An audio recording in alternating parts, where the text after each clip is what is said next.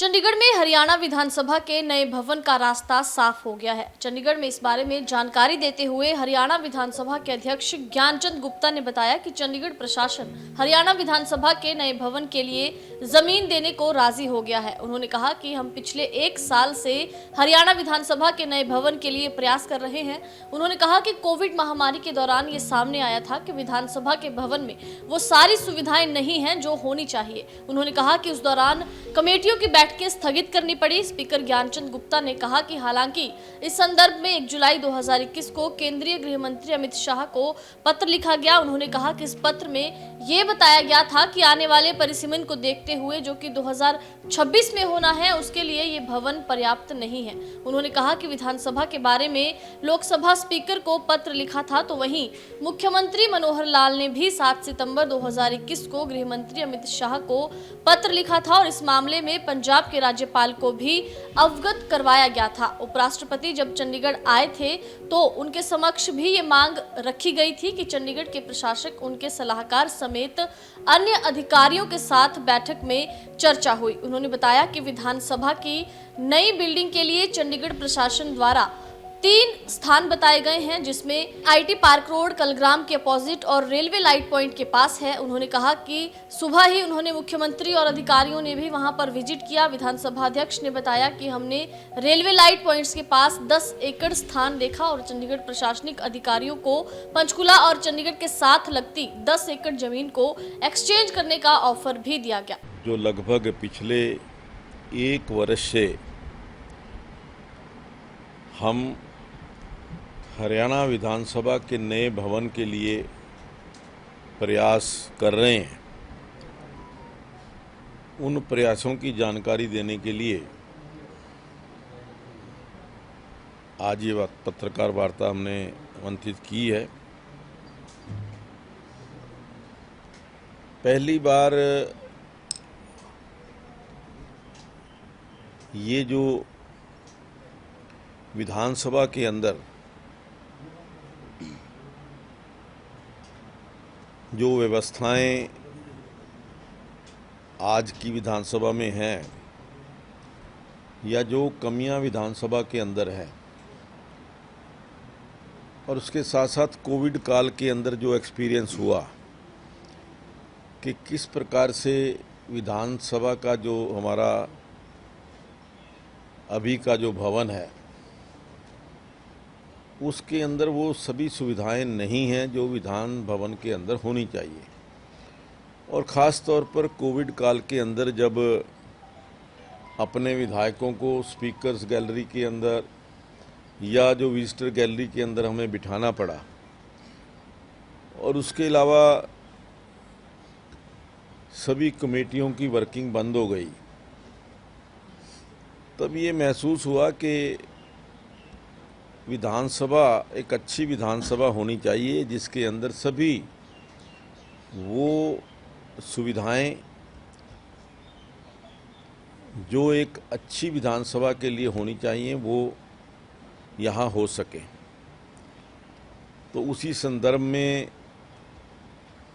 मैंने आदरणीय मुख्यमंत्री जी से भी चर्चा की और पहला एक पत्र 1 जुलाई 2021 को हमने यूनियन होम मिनिस्टर आदरणीय अमित शाह जी को लिखा था और उसमें हमने बताया था कि किस प्रकार से विधानसभा के अंदर आने वाले परिसीमन को देखते हुए जो 2026 के अंदर होने जा रहा है या जो इस विधानसभा के अंदर सुविधाएं होनी चाहिए मंत्रियों की दृष्टि से, जब हमारा सेशन होता है उसके अंदर किसी भी मंत्री के बैठने के लिए वहाँ व्यवस्था नहीं है ताकि मंत्री अपना जो दैनिक काम है वो सेशन के दौरान भी कर सकें। मीडिया को लेकर के भी लगा कि आज के बदले हुए समय के अंदर जो ये विधानसभा बनी थी 1966 से लेकर के अब तक, मीडिया बंधुओं की संख्या बहुत बड़ी है। इलेक्ट्रॉनिक्स मीडिया आया है, सोशल मीडिया आया है। तो इन सब चीज़ों को देखते हुए और सबसे बड़ी बात, जब हमारी विधानसभा की कमेटियों की बैठकें हैं, उनको पर्याप्त बैठकें करने के लिए भी स्थान नहीं है। तो इन सब चीज़ को देखते हुए आदरणीय हमारे गृह मंत्री जी को मैंने पत्र भी लिखा था और उसके पश्चात एक पत्र हमने ऑनरेबल स्पीकर जो हमारे लोकसभा के हैं उनको भी लिखा। फिर एक पत्र आदरणीय मुख्यमंत्री जी ने भी, जो मैंने लेटर लिखा था उसके संदर्भ में डीओ उन्होंने भी लिखा कि भी हाँ इस बात की आवश्यकता है।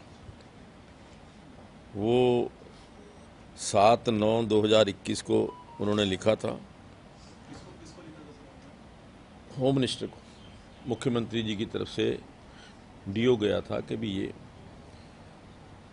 और उसके पश्चात जो हमारे आदरणीय राज्यपाल महोदय हैं यहाँ पंजाब के, उनको हमने व्यक्तिगत मिलकर के भी और उससे पहले जो यहाँ के उनको लिख करके बताया था कि भी हमें इस प्रकार से यहाँ पर स्थान की अवेलेबिलिटी होनी चाहिए। ये पत्र मैंने लिखा था 10/2 को भी लिखा था और उससे पहले भी लिखा था 10/2/2022 को। फिर जब वाइस प्रेसिडेंट ऑफ इंडिया जब आए थे यहाँ 6/5 को, तो उस दिन भी मैंने उनसे भी प्रार्थना की थी कि भी अच्छा विधानसभा भवन यहाँ मिले। और उसके पश्चात जो लेटेस्ट मैं आपको बताता हूँ कि परसों यानी 2 तारीख को एक बहुत महत्वपूर्ण बैठक आदरणीय राज्यपाल महोदय जो चंडीगढ़ के प्रशासक, उनके साथ एडवाइज़र टू द एडमिनिस्ट्रेटर, उनके फाइनेंस सेक्रेटरी, उनके होम सेक्रेटरी, उनके चीफ आर्किटेक्ट, वो सभी उच्च अधिकारियों के साथ बैठक हुई। और उस बैठक के अंदर इस विषय के ऊपर चर्चा हुई।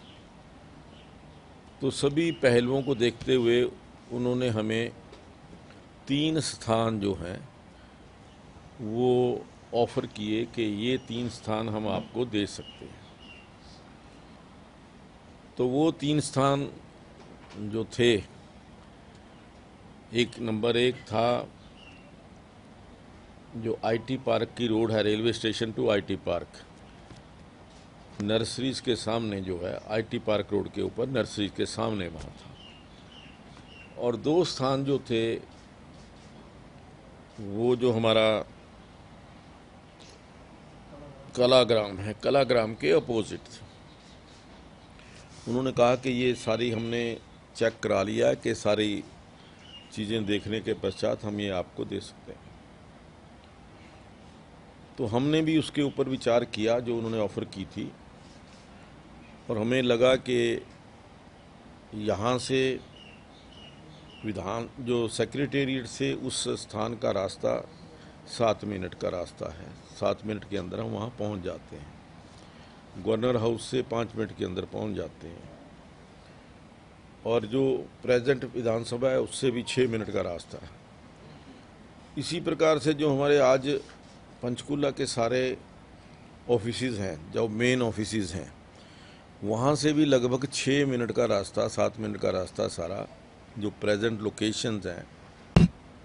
और रेलवे स्टेशन वहाँ से 4-5 मिनट के ऊपर है। एयरपोर्ट के लिए भी कनेक्टिविटी वहाँ से ज़्यादा वाया ट्रिब्यून चौक जो है वो अच्छी अवेलेबल है। और सबसे बड़ी बात ये कि वहाँ एक पीसफुल एरिया जो है, पॉश एरिया जैसे कह सकते हैं, वो एरिया है। तो कल फिर मैंने वो जो सारी चर्चा हुई थी, आदरणीय मुख्यमंत्री जी से चर्चा की। फिर मुख्यमंत्री जी ने कहा कि एक बार स्पॉट पर जा कर के उसकी एक बार विज़िट करके आते हैं। तो अभी सुबह 10:30 बजे मैं और मुख्यमंत्री जी और जो चंडीगढ़ प्रशासन के सभी अधिकारी, हमारे हरियाणा सरकार के भी कुछ अधिकारी थे, तो वो स्पॉट विज़िट करके हम आए हैं। और मुख्यमंत्री जी की भी उसमें मुझे सहमति नज़र आई कि भी ये जो प्लॉट है या ये 10 एकड़ जो लैंड है ये विधानसभा के लिए ठीक रहेगी। हाँ, नहीं, तीनों में से जो रेलवे स्टेशन चौक के साथ, नहीं कलाग्राम के सामने नहीं, उससे पहले जो नर्सरियों के सामने वाले जो है रेलवे स्टेशन का जो रेलवे लाइट पॉइंट्स है ना जी, उसके लेफ्ट पे, जैसे आईटी पार्क को मुड़ते हैं उसके दाईं ओर है वो रेलवे। हाँ जी, नहीं इधर, हाँ दूसरी तरफ मुड़े, हाँ बस वही है।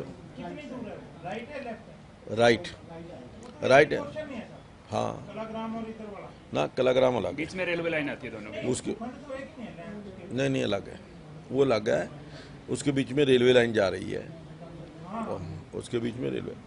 तो ये टोटल वैसे तो 55 एकड़ है, यही जो जहां हमने देखी है 10 एकड़।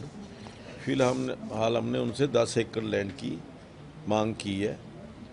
और उसके अंदर एक चीज़ और जो सामने आई है, गवर्नर साहब ने कहा कि आप 10 एकड़ land in continuity of Chandigarh area के साथ टच की करती हुई कोई ज़मीन अगर आप एक्सचेंज कर लेंगे तो भी उनको कोई एतराज़ नहीं है, कॉस्ट के हिसाब से, कि मूल्य ना देना पड़े, सिर्फ वो लैंड जो है वो आप एक्सचेंज हो जाए। तो वो भी लैंड हमने आइडेंटिफाई कर ली है जो हम एक्सचेंज करने के लिए तैयार हैं। पंचकुला का जो एरिया है जो चंडीगढ़ के साथ लगता है, चाहे वो चंडीगढ़ के आईटी पार्क के साथ या लेक के साथ जो लगता है, वहाँ जितनी ज़मीन के बदले ज़मीन दे करके हमें पैसा नहीं देना पड़ेगा, तो ये हमें ज़मीन मिल जाएगी। इस प्रकार की भी ऑफ़र है, या जो उनकी कलेक्टर वैल्यू है उसकी कॉस्ट दे दें हम, तो वो एट प्रेजेंट तो तकरीबन कैलकुलेट करके देखा है कि जो हमारी वहाँ की वैल्यू है वही तकरीबन यहाँ की वैल्यू है। अगर वो एक्सचेंज भी करते हैं तो उसी तकरीबन वैल्यू के अंदर वो सारा हो जाएगा। तो ये एक, मैं समझता हूँ कि एक पॉजिटिव डेवलपमेंट है, जिसमें जो चंडीगढ़ प्रशासन है वो भी तैयार है। और क्योंकि आज हमारे गृह मंत्री आदरणीय अमित शाह जी यहाँ आ रहे हैं, तो उनके साथ भी आज शाम को, इससे पहले भी चर्चा हुई थी, लेकिन ये लेटेस्ट डेवलपमेंट की चर्चा उनसे करने के पश्चात आगे की प्रक्रिया हम शुरू कर देंगे। उन्होंने कहा कि गवर्नर साहब ने कि भी सरकार की तरफ से हमें एक रिक्वेस्ट लेटर, क्योंकि ये जो पहला रिक्वेस्ट लेटर आया था वो विधानसभा की तरफ से गया था, तो बिकॉज ये सारा मामला गवर्नमेंट टू गवर्नमेंट होना है, तो सरकार की तरफ से एक पत्र हमें भिजवा दो। तो मुझे लगता है कि 1-2 दिन के अंदर वो पत्र उनको चला जाएगा।